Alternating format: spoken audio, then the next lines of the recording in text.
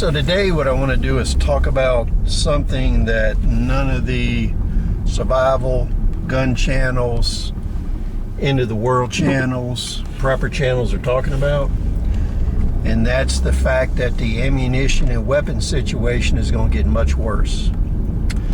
The real story is not what Biden is doing. The real story is what Russia, Ukraine, Syria, Israel, Lebanon, the United States, and NATO is doing. So right now you have a situation where NATO, the United States, the Russians, and their allies are all mobilizing, moving into the battlefield, prepping for a major war.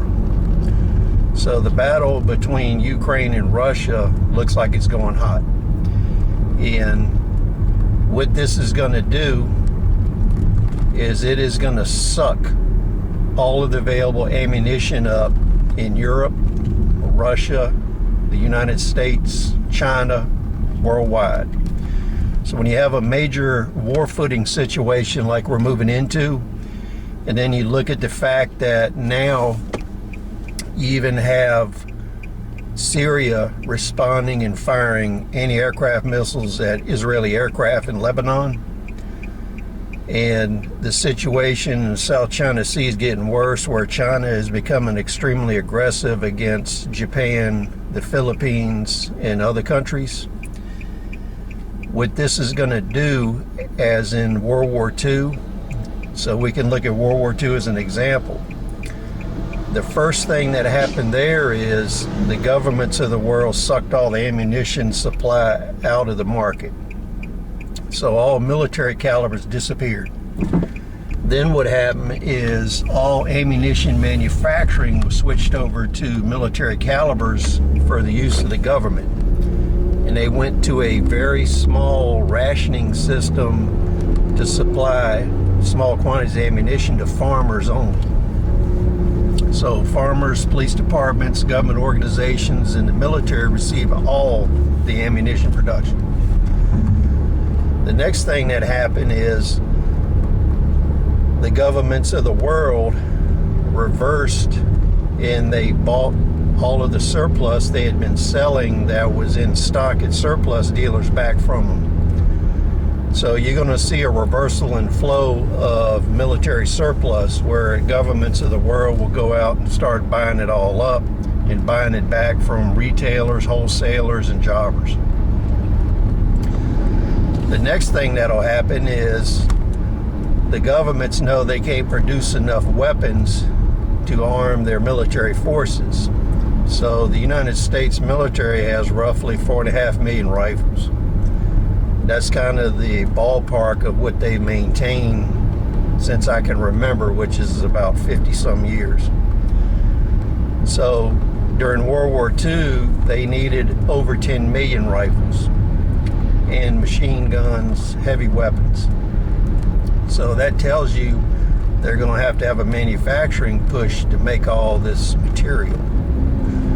So what they did at the beginning of World War II, they knew that they couldn't meet their needs of military weapons. So they depended on riot shotguns and combat shotguns for home defense use, where they were guarding bridges, railroad, factories. They used it to guard prisoners. So all of the 12-gauge shotguns that were in retailers, wholesalers, jobbers, and manufacturers, the government sucked all that up. And they went as far to buy it all. And then what they did is even sporting models, they took them into military arsenals and they shortened the barrels and refinished them. So they were military specification. So when you look at a lot of the collectible World War II stuff, you'll see that a lot of the riot and trench guns were actually made from sporting weapons. Now, the other thing you can expect is gun drives. In World War II, the NRA and other organizations had gun drives to supply England with small arms, because the English were foolish and they dumped all their stuff in the ocean during the disarmament campaigns. So after Dunkirk, they were basically disarmed. So they depended heavily on U.S. citizens donating firearms. So you'll see things similar to that. Now, to my knowledge, no channel on YouTube and no media has covered this. But as we go deeper and deeper into a war footing, which could lead to World War III, you're going to see the world powers, militaries around the world, scouring everywhere for military surplus, ammunition, weapons, equipment, vehicles, you name it. So that's something to expect.